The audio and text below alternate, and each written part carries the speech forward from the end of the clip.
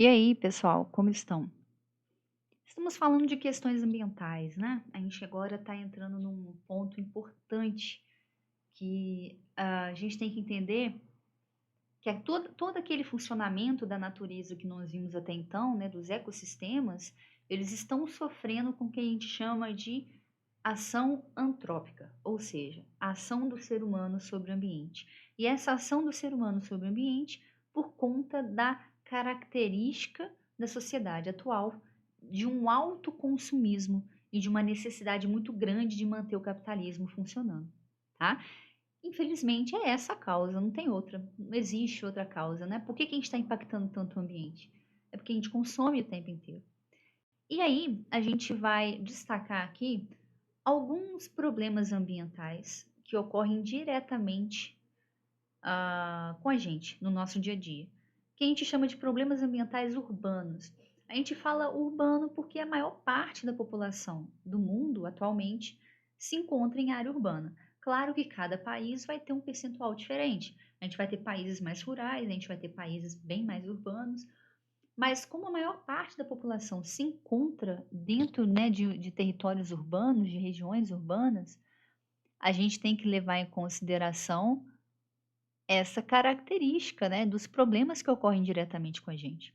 E a partir daí, esses problemas atuais tão comuns, isso a gente vê no nosso dia a dia, cada vez mais fenômenos naturais ocorrendo de forma mais drástica, de forma mais pesada, a gente acaba vendo o quão vulnerável nós estamos devido à forma que a gente vive. É muito difícil a gente chegar, né, e falar assim que você não pode comprar, que é errado fazer determinados tipos de escolhas, mas infelizmente é assim. Se a gente não muda, o mundo vai chegar num ponto que não vai sustentar mais isso e acaba gerando mais problema para frente. Vamos dar uma olhada aqui em todos esses problemas e a partir daí a gente vai explanando um pouco mais dessa situação. Para a gente entender bem essa questão do, né, ambiental, né, dos problemas que assim existem, é perguntar para a gente mesmo, né? Quais são esses problemas? Quais são as causas reais desses problemas e as consequências geradas no nosso dia a dia? E será que a gente vai conseguir criar um mundo ambientalmente saudável, mantendo a forma como a economia funciona e a forma como a gente vive? A gente vai perguntar isso antes e vai tentar também responder isso depois. Vamos dar uma olhadinha nos problemas ambientais. Primeiro, a gente olhar as manchetes, né? A gente destacar que elas existem, elas estão o tempo inteiro mostrando para a gente problemas, né? E, assim, de vários canais de comunicação mostram para a gente problemas. Aqui eu peguei algumas, mas existem outras até mais recentes, né? Barragem da Samarco, a barragem de Brumadinho, problema de desastre muito sério. Aqui a questão da, do resíduo que a gente joga sobre o rio e, de certa forma, aquele rio que vai ser a principal fonte, né, de água potável para nós mesmos, né? E aqui mostrando para a gente ah, material que eu não, parece ser sabão, mas não é. Eu acredito que isso aqui seja algum tipo de químico um pouco mais complicado sobre o rio Tietê. A questão da tentativa, né, de criminalizar as pessoas que, né, não mantêm o meio ambiente da forma como ele tem que estar, mas ao mesmo tempo essa criminalização parece que não acontece, né? A questão do desmatamento na Amazônia também um exemplo. Ou seja, os problemas ambientais eles aparecem. Se a gente pegar todos eles e tentar achar um problema comum que vai ocorrer em todos eles, qual que será, né? E é isso que a gente fala. É a forma como a gente vive no sistema capitalista atual, que é o quê? Uma sociedade de consumo, tá? E aí vem o seguinte, ó, vamos conceituar. Degradação ambiental. O que que é isso, né? Considera-se que o modelo de desenvolvimento econômico calcado na produção em massa, ou seja, aquele modelo capitalista que a gente quer que a gente consuma, né? No consumismo predatório e na exploração de recursos naturais, tem levado cada vez mais ao agravamento de problemas ambientais. Isso não é eu que estou falando, isso já é constatado que o problema atual do ambiente é o consumismo predatório, tá? Que a gente coloca aqui, ó. É ser obrigado a trocar de celular todo ano, né? Ser obrigado a mostrar status, né? Tudo que a gente quer mostrar que a gente tem as coisas, né? Isso é uma tentativa de consumismo predatório, e isso a gente viu na última aula. Como esse modelo econômico atual, ele é difundido na maior parte do mundo, praticamente todos os países, a gente vai encontrar problemas ambientais em todo o planeta, gerando eventos e acidentes que podem afetar várias paisagens e territórios. Então, por conta disso, devido a essa relação, a gente vai ter problemas ambientais em todo o planeta, tá? E quando a gente fala degradação, a gente está falando, quando a gente fala de degradar, a gente fala, entre aspas, ali, de apodrecer, de destruir, né, de deixar ruim, né? Então, é basicamente isso que a gente tem que entender, tá? Vamos começar primeiro falando da hidrosfera, né, dos recursos hídricos. A gente tem um ciclo da água aí, né, um ciclo que vai fazer com que a gente consiga manter a disponibilidade de água em praticamente o mundo inteiro.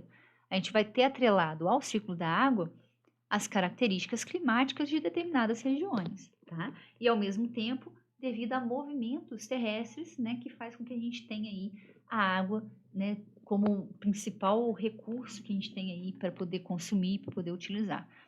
Esse recurso aqui, né, esse ciclo dessa água, ele ocorre de forma natural. Mas a partir do momento que a gente muda as características climáticas da região, esse ciclo também vai mudar. Por quê? Ele precisa, né, a partir da evaporação, ele precisa de ter ah, e da evapotranspiração, de ter a condensação e essa condensação se espalhar para que seja precipitado em determinados lugares e a partir daí escoar e infiltrar, tá? É importante. Por que eu falo de água aqui? Porque a água, o nome já diz tudo, né? Ela é considerada um recurso, então ela tem valor econômico e para a gente é extremamente importante para a nossa sobrevivência, né? Então vem aqui, ó, como a gente degrada essa água, né? A gente vê que cada vez mais vemos a água como um recurso escasso. Quando a gente fala escasso, não é porque a água está acabando, ela não está acabando, tá? Ela vai existir do mesmo jeito que existia na época dos dinossauros, vai existir agora. O que está se tornando escasso é a água potável, é a disponibilidade e a qualidade de água continental. Ou seja, o pouco de água que existe no mundo, que é potável, que é disponível para o nosso dia a dia, pequena parte que existe a gente está contaminando e usando de forma errada, tá? O que está acontecendo? A gente está tendo uma diminuição das reservas disponíveis, tá? Por conta do aumento do consumo, a gente consome mais água e não necessariamente água para beber, a gente consome boa parte da água para a produção em massa de alimentos e para a indústria, né? Um desperdício absurdo, né, que a gente gasta sem perceber, aquele banho demorado, aquela torneira aberta sem necessidade, né, vazamento de tubulação e, infelizmente, um intenso processo de poluição, tá? Todas essas características são características da sociedade atual, a forma como ela lida com a água, tá? Aqui eu tenho uma imagem extremamente interessante, tá? A cidade do México né, é uma. A cidade do México e o seu entorno, né, a região metropolitana da cidade do México, ela é a maior da América Latina. Ela é maior que São Paulo, tá? É uma região com mais de 26 milhões de habitantes. É absurdo, né? A cidade do México, ela tá numa região que não tem tanta água assim para essas 26 milhões de pessoas. E há muitos anos o governo da Cidade do México retira a água do aquífero que está embaixo da cidade. Lembrando o que é o aquífero, né? É a água subterrânea. Ela vai estar o quê? Dentro né, do solo, em pequenos bolsões de água, aonde, né? A gente morando aqui na superfície, fazendo aqui um desenho bem porco, mas para a gente entender, a gente perfura e retira a água do solo, tá? Só que essa água do solo, ela é parte do solo. E se você retira ela e não colocar nada no lugar, vai começar a afundar. Então a gente vê que a cidade do México, ela tem monumentos, edifícios, áreas aonde está afundando as edificações, onde gera rachaduras gigantescas, regiões que têm que ser evacuadas por conta dessa característica. Para vocês terem uma ideia, na Copa, se eu não me engano, uma das últimas que teve um jogo do México com o Brasil, que o México chegou a fazer o gol e tal. Durante o jogo, a maioria das pessoas estavam em praça pública, eu não sei te dizer se é a principal, mas na hora que todo mundo pulou por conta do gol, a cidade tremeu numa escala absurda. Por quê? Por conta da retirada do aquífero embaixo da terra, a cidade está com solo altamente vulnerável. Então, a necessidade do aumento do consumo, né, da água na região faz com que a gente impacte diretamente a nossa vida. Tá? Isso é seríssimo, né? Outro problema que ocorre, né, com grande facilidade, né, uma fake news que a gente fala, né, é aquela questão de que em determinadas regiões tem muita água, então tá de boa. Se tem muita água, a gente tá tranquilo. Isso ocorre normalmente no Brasil, né? A gente falar que o Brasil é abundante em água.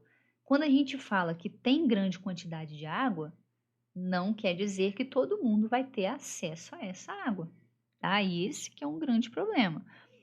A gente vai ver que nas regiões, né, em todos os continentes, a região com maior acesso à água é sim a América Latina.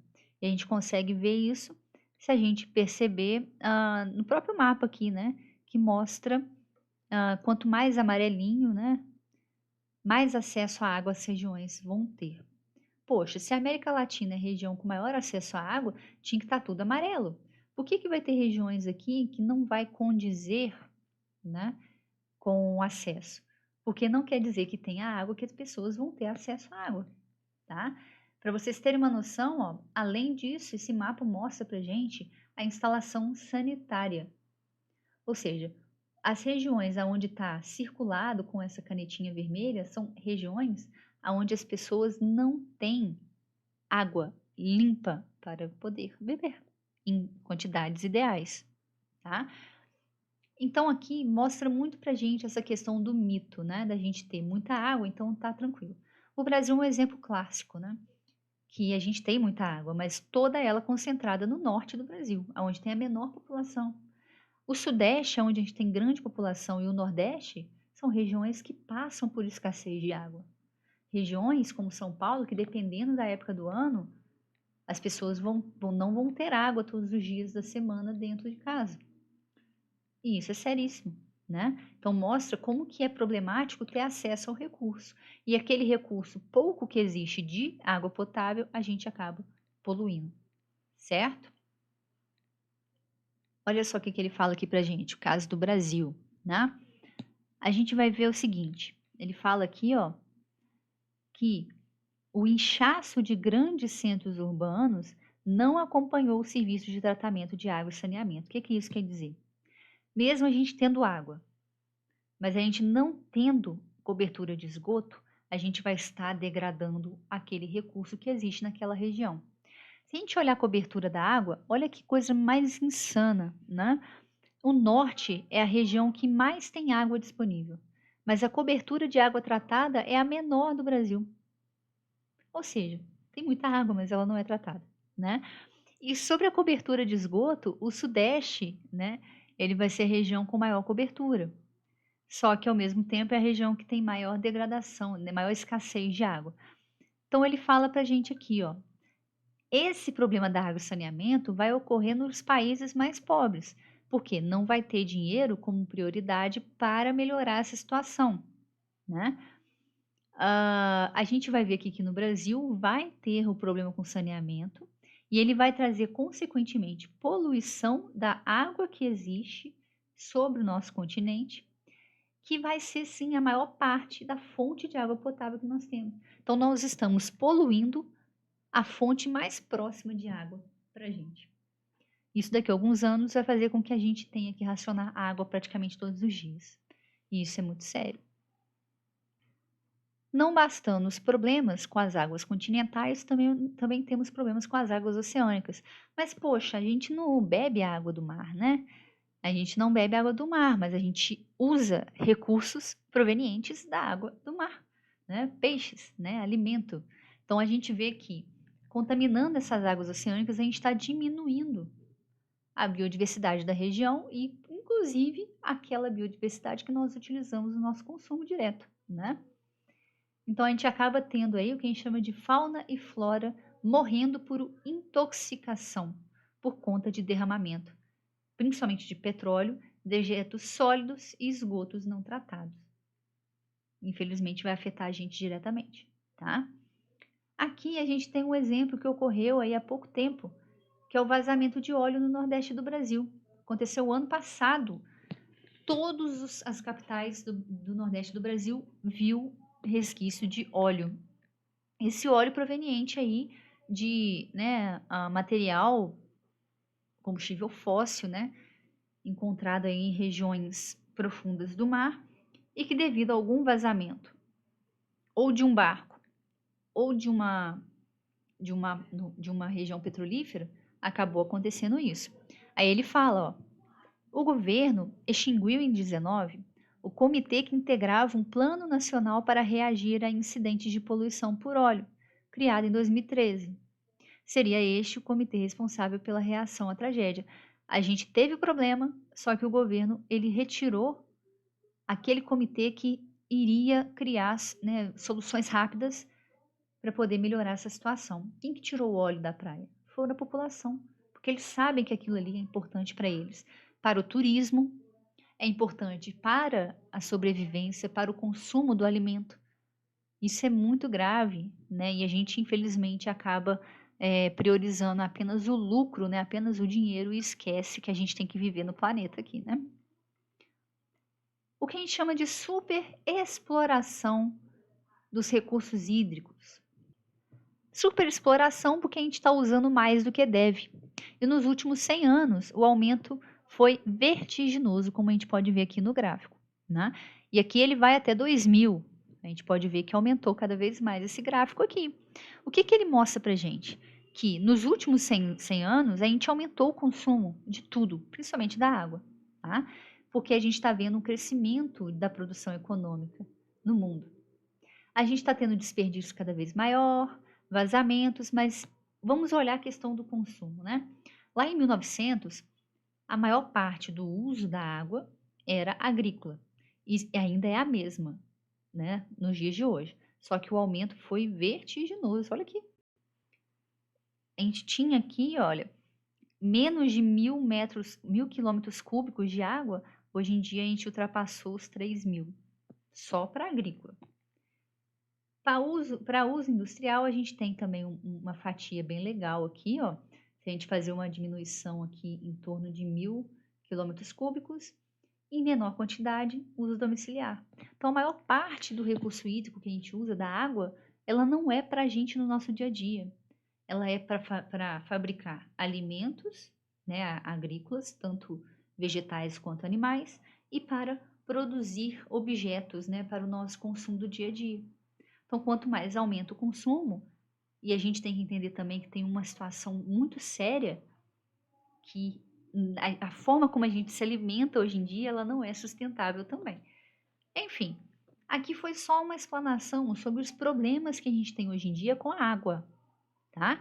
A água é um recurso que existe em grande quantidade, mas a gente não tem que pensar na quantidade e na qualidade dela.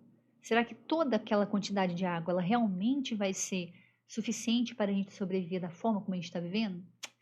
Isso é importante a gente pensar e o PISM também vai pedir isso para a gente.